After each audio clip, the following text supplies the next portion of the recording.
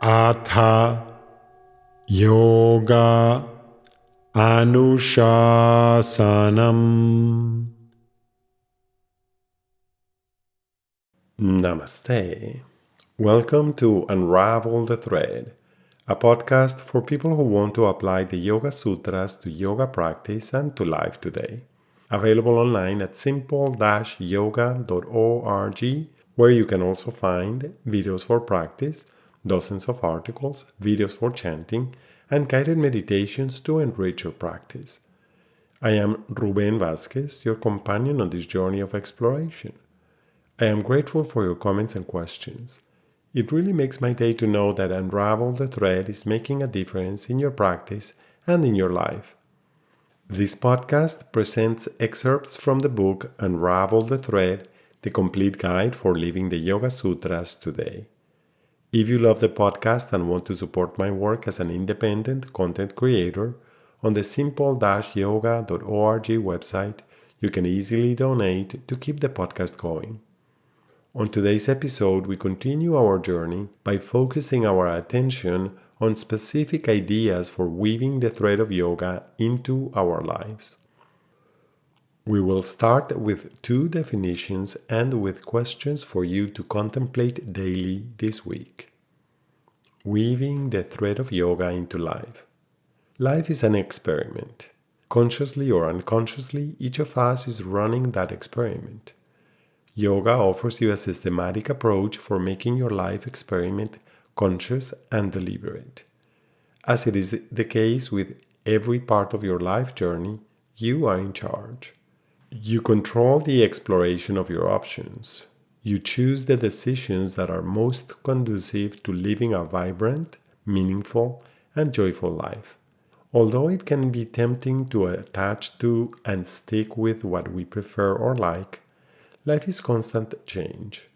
Your circumstances, options, and choices will be different at different times. What remains the same is that you are fully present for all of it. Let's start with 2 definitions. Yoga, Y.O.G.A. You, organically, growing, aware. Yoga is presence. Presence is attending to every unique here and now moment of your life. Being present is a choice that only you can make. When you decide to pay attention to your life, you have already started on the journey, as we saw in Sutra 1.1. Yoga offers you a path to grow your awareness organically. Awareness is what makes presence possible. Organically means that you do the best that you can do comfortably. When you explore your options for thoughts, feelings, movements, breathing, and interactions with deliberate and heartfelt consistency, as we saw in Sutras 112, 113, and 114, you will notice limitations, obstacles, and restrictions, as well as strengths, abilities, and virtues. Knowing what enhances your presence and what detracts from being present, as we saw in Sutras 1.5 to 1.11, enables you to make adjustments that help your awareness grow. This requires releasing your attachments to your current ways of being that obstruct the flow of your awareness, as we saw in Sutras 1.4, 1.15, and 1.16.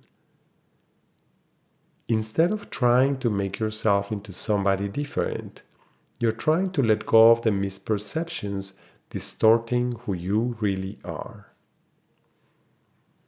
One of the biggest obstacles in yoga is impatience, combined with the misperception that trying to do more than you can will get you to your destination faster. We saw this in Sutra 130. In fact, pushing yourself harder than you can handle is the fastest way to regress.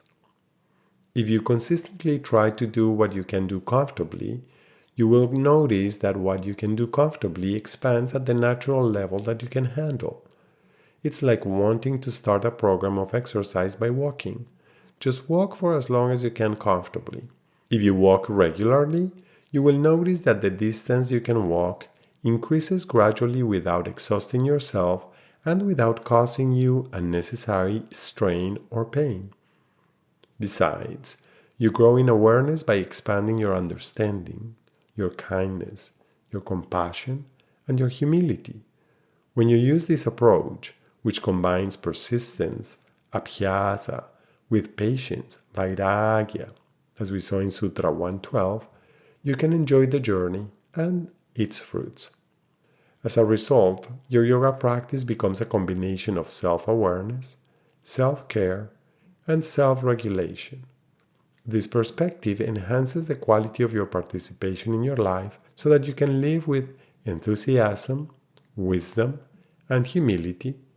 That is the definition of Kriya Yoga in Sutra 2.1. The second definition is simple. S.I.M.P.L.E.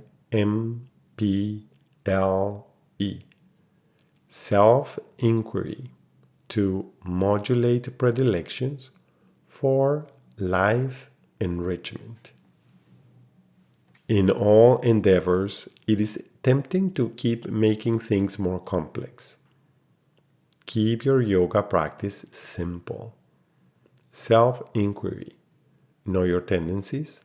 Pay attention to your ways of being, chitta vrittis, in the form of attitudes, thoughts, emotions, beliefs, posture, movements, breathing, intentions, and interactions. Clarify what you know and what you don't know. Modulate predilections. Notice restrictions and inefficiencies that hinder your ability to participate consciously, deliberately, and wholeheartedly in your life. Also notice the tendencies and inclinations that are life-affirming. Knowing your tendencies is the first step to regulating them. Clarify what is within and beyond your control. Set aside whatever is beyond your control and focus on what you can regulate. Develop your skill for mastering your ways of being instead of allowing your ways of being to determine your attitude, choices, actions, and goals. Life enrichment. Direct all your attention and energy to enhancing the quality of your participation in your life through your intentions, actions, and interactions. Keep attending to the quality of your participation in whatever you do. These are the questions for you to contemplate during this week. What distracts me from being fully present in the moment that I am right now? Is it possible for me to modulate those distractions? What is the origin of these distractors? Is it from my beliefs, my preferences, my memories, my dreams? Could I just keep returning patiently to giving my full attention to what I am doing right now? What obstacles do I find as I try this?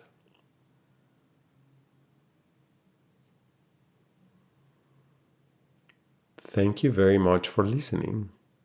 I hope that your exploration this week is enjoyable and that you will join me next week to continue learning more simple and effective techniques. Remember, if you have questions when trying to apply these ideas, do not hesitate to contact me through my website, S.I.M.P.L.E.yoga.org. If Unravel the Thread is part of your day and you feel generous, I would appreciate it if you could support my work with a donation at S.I.M.P.L.E yoga.org. Thank you. And thank you also for subscribing, liking, and sharing. Remember that you can have your own copy of Unravel the Thread. Until next time, Namaste.